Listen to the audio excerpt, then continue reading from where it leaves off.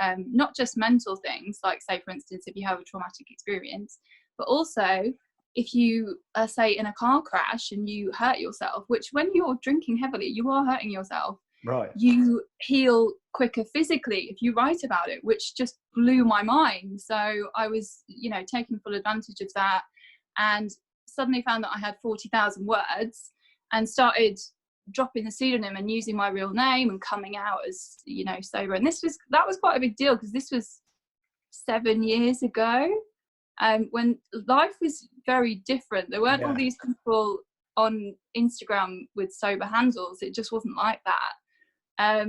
So it felt like a big deal coming out then, whereas, I mean, it's still a big deal, of course it is. It takes huge courage, but there's so many of us now, just out and proud. So back then it was pretty scary, and then just gradually edged my way out and had 40,000 words and approached a publisher, and they were really interested, and I was still going to use a pseudonym. And then I decided, to hell with it, I'm just not ashamed of this anymore.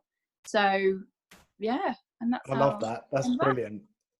There's more than 40,000 words in there. Yeah, there is. Yeah. I had to write another 40,000. You wrote that this morning, Simon.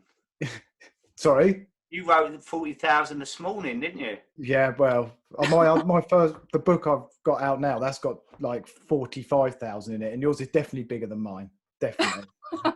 But honestly, that was a huge, had such a huge impact on me when, you know, This Naked Mind and your book, they were the two sort of first ones that I read, and that it really helped me. So, you know, a personal thank you from me. And another question was, did you, like, what was your tipping point, and did you have a rock bottom moment? Well, as I say in the book, I think there was hundreds of rock bottom moments for me, and they were sort of happening in the 5 years or so before I actually quit drinking. So they were things like my best friend getting really pissed off with me and calling me a bitch, and she's not the kind of person that says that. She, you know, I'd really pushed her to the edge. Or, you know, the times that I lied to people, and every time I did it I felt so horrendous about it, but I felt like I was backed into a corner and sort of had to lie to survive, to keep my job or keep my boyfriend or keep my flat or whatever. And then they just got gradually more serious.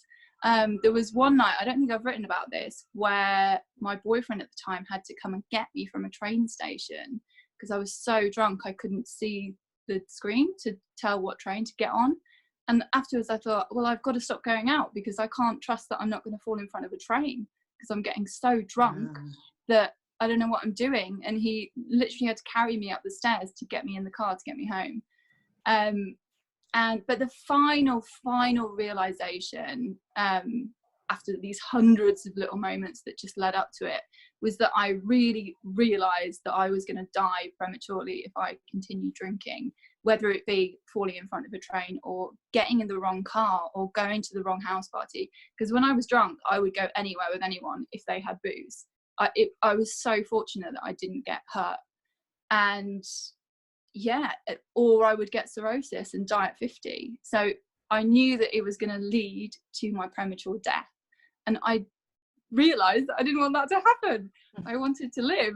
So it was like this turning point where I no longer wanted to self-destruct, and I suddenly wanted to save myself instead. And I think it took me a long time to quit. I mean, pretty much nobody, 99.9% of people do not wake up one day and say, I'm going to quit drinking, and then they just do it. Everyone takes time to do this. I've read that the average is 4 years. I was quite fortunate. It took me 5 months, but I mean, there'd been lots and lots of thinking about that before I actually tried to do it. And yeah, it